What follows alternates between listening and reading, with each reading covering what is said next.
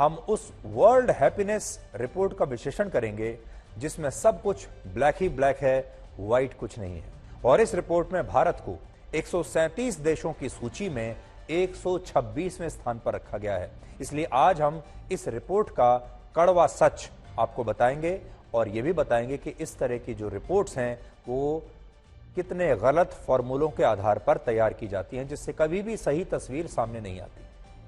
ये जो रिपोर्ट है जिसकी बात आज मैं कर रहा हूं, ये असल में एक दिन पहले यानी 20 मार्च को इंटरनेशनल डे ऑफ हैप्पीनेस के मौके पर प्रकाशित हुई है। और इस रिपोर्ट को संयुक्त राष्ट्र यानी यूनाइटेड नेशंस ने तैयार किया है और इसका नाम है वर्ल्ड हैप्पीनेस रिपोर्ट, जो आपकी स्क्रीन पर इस समय है। जाहिर है यह खुशी की रिपोर्ट है। इसमें बताया गया है कि पूरी दुनिया में किस देश के लोग सबसे ज्यादा खुश हैं और किस देश के लोग सबसे कम खुश हैं। इसमें कुल 137 देशों को शामिल किया गया है और बताया गया है कि किस देश के लोग सबसे ज्यादा खुश हैं और कहां पर लोग सबसे कम खुश हैं। पूरी दुनिया में जिन 5 देशों को इस रिपोर्ट में सबसे ज्यादा खुश बताया गया है, उन 5 देशों में से 4 देश फिनलैंड, डेनमार्क, आइसलैंड और नेदरलैंड्स यूरोप के देश हैं। यानी 5 में से 4 जो सबसे खुश देश हैं वो यूरोप के देश हैं। और 5वां जो देश है पहले 5 में वो है इजराइल। इजराइल को चौथे स्थान पर रखा गया है, 5वें स्थान पर। यह सबसे ज्यादा खुश देशों की सूची है, टॉप 5। इसमें भी ज्यादा हैरानी की बात यह है कि हमारा देश भारत 137 देशों की इस सूची में 126वें स्थान पर है। और इस रिपोर्ट के मुताबिक भारत के लोग पूरी दुनिया में शायद सबसे कम खुश हैं। अब आगे बढ़ने से पहले मेरा आपसे यह सवाल है, क्या आप वाकई मानते हैं कि आप बहुत कम खुश हैं? क्या आप वाकई मानते हैं कि हमारे देश के लोग बहुत दुखी हैं? इतने दुखी हैं कि नेपाल और पाकिस्तान के लोग भी हमसे ज्यादा खुश हैं, क्योंकि इसी सूची में नेपाल 78वें स्थान पर है, पाकिस्तान 108वें स्थान पर है, श्रीलंका 112 के स्थान पर है, म्यांमार 117वें स्थान पर है और बांग्लादेश की रैंकिंग 118 है। यानी भारत के ये तमाम पड़ोसी देश भी भारत के लोगों के मुकाबले कहीं ज्यादा खुश हैं और हमारे देश से ज्यादा समृद्ध हैं। और शायद इस बात पर आज आपको यकीन ना हो, लेकिन संयुक्त राष्ट्र की इस रिपोर्ट में तो ऐसा ही लिखा है।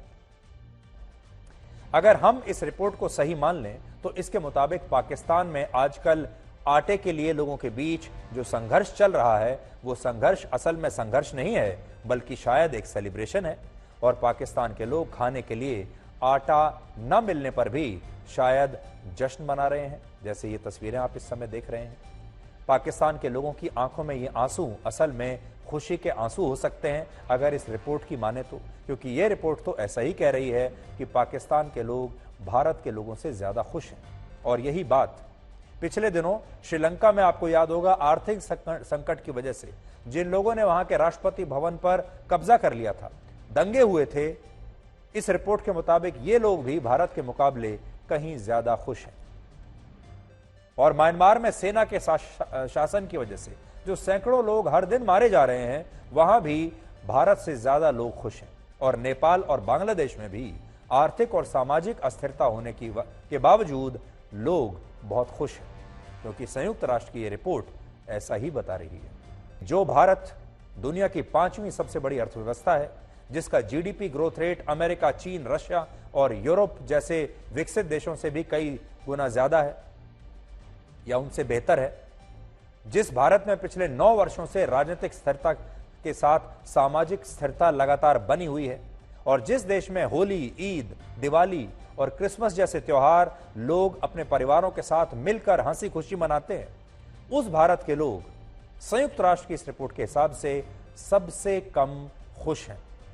इससे भी बड़ा विरोधाभास यह है कि जिस अफगानिस्तान में तालिबान का क्रूर शासन है, जहां महिलाओं की शिक्षा पर पाबंदी लगी हुई है और जहां महिलाएं बिना हिजाब के अपने घरों से बाहर नहीं निकल सकती, जहां पर जब चाहे किसी की भी गर्दन काट दी जाती है, सिर तन से जुदा कर दिया जाता है, चौराहों पर खड़ा करके कोड़े मारे जाते हैं, उस अफगानिस्तान को भी इस रिपोर्ट में भारत के आसपास ही रखा गया है। यह बताया गया है कि वहां भी हालात भारत के जैसे हैं। इसलिए आज आपको यह सोचना है कि क्या आप और आपका परिवार अफगानिस्तान के लोगों की तरह पूरी दुनिया में सबसे कम खुश हैं? क्या आप इतने दुखी हैं? अब इस सवाल पर आते हैं कि क्या हैप्पीनेस यानी खुशी को मापा जा सकता है? क्योंकि दुनिया की बड़ी बड़ी यूनिवर्सिटीज और मेडिकल जर्नल्स और बड़े बड़े जो एक्सपर्ट्स हैं वो मानते हैं कि दुनिया में अब तक ऐसी कोई टेक्नोलॉजी विकसित नहीं हुई है जो 100% सही सही ये बता सके कि कोई व्यक्ति कितना खुश है और कितना दुखी। और बहुत सारे वैज्ञानिक ये मानते हैं कि खुशी आपकी कमर के साइज की तरह नहीं होती जिसे किसी इंच टेप से नापा जा सके, बल्कि खुशी एक ऐसी भावना होती है जिसे महसूस तो किया जा सकता है लेकिन इसे मापा नहीं जा सकता, और इसे मापने के लिए आज तक कोई इंच टेप नहीं बना, कोई स्केल नहीं बना। इसलिए यहां आपके मन में यह सवाल जरूर होगा कि जब खुशी को मापा ही नहीं जा सकता तो संयुक्त राष्ट्र की इस रिपोर्ट में यह कैसे पता लगाया गया कि 140 करोड़ की आबादी वाला भारत दुनिया में सबसे कम खुश देशों में है, और जिस पाकिस्तान और श्रीलंका में दाने दाने के लिए दंगे हो रहे हैं उस देश के लोग हमसे ज्यादा खुश हैं और खुशहाल हैं। तो इस रिपोर्ट में विस्तार से इसके बारे में बताया गया है कि यह निष्कर्ष कैसे निकला है। इसमें लिखा है कि किसी भी देश की खुशी को 6 मापदंडों पर मापा जाता है, जिनमें पहला मापदंड है GDP per capita. GDP per capita का मतलब है प्रति व्यक्ति किसी देश में कितना उत्पादन होता है, क्योंकि हर देश के पास जीडीपी पर कैपिटा के आंकड़े होते हैं। इसलिए इन्हीं आंकड़ों को इस रिपोर्ट में आधार बनाकर पता लगाया जाता है कि कौन सा देश कितना समृद्ध है, और ये आंकड़े पता लगाना बहुत आसान होता है। लेकिन बाकी के जो 5 फैक्टर्स या मापदंड रखे गए हैं उनका पता लगाने के लिए अलग से एक सर्वे किया जाता है, और इनमें सबसे पहले आता है सोशल सपोर्ट। इसमें लोगों से उस सर्वे के दौरान यह सवाल पूछा जाता है कि क्या उनके पास ऐसे रिश्तेदार, ऐसे दोस्त और ऐसा समाज है जिनके बारे में वो ये कह सकें कि ये लोग मुसीबत में किसी भी समय उनकी मदद करने के लिए तैयार रहेंगे।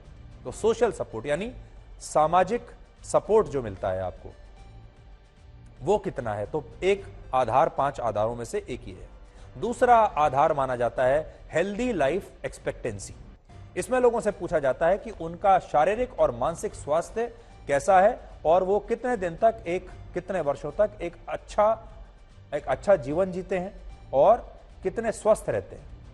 तीसरा फैक्टर है freedom to make life choices, और इसमें सर्वे के दौरान यह पूछा जाता है लोगों से कि आपको अपने जीवन से जुड़े वो तमाम फैसले लेने की कितनी आजादी है, कि आप अपने जीवन से जुड़े हुए फैसले, प्रमुख फैसले, बड़े फैसले ले सकें, और उस आजादी से आप संतुष्ट हैं या आपको लगता है कि आपके पास ऐसा करने की सीमित आजादी है। तो यह भी हमारे देश के लोगों से जरूर पूछा गया होगा, और आप भी खुद सोचिए कि हमारे देश में लोगों को अपने जीवन से जुड़े फैसले लेने की आजादी है या नहीं। चौथा फैक्टर है जेनरोसिटी, जिसका मतलब होता है उदारता, और इसमें लोगों से पूछा जाता है कि उन्होंने पिछले महीने में कितनी चैरिटी की है, कितना दान दिया है, लोगों की कितनी मदद की है, और जो पूरा समाज है वो कितना उदार है। इस सर्वे से जुड़ा 5वां फैक्टर है परसेप्शन ऑफ करप्शन, यानी भ्रष्टाचार के प्रति उनकी धारणा, और इसमें लोगों से पूछा जाता है कि क्या उनके देश की सरकार में भ्रष्टाचार है या नहीं।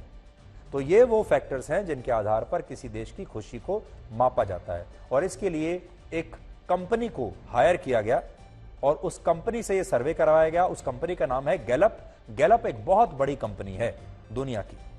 अब बड़ी बात यह है कि इस सर्वे का सैंपल साइज है सिर्फ 1000, यानी अगर संयुक्त राष्ट्र ये जानना चाहता था कि भारत के 140 करोड़ लोग खुश हैं या नहीं, या कितने खुश हैं, तो उसने हमारे देश के 1000 लोगों पर यह सैंपल किया है। जो सैंपल साइज है वो है 1000 लोगों का।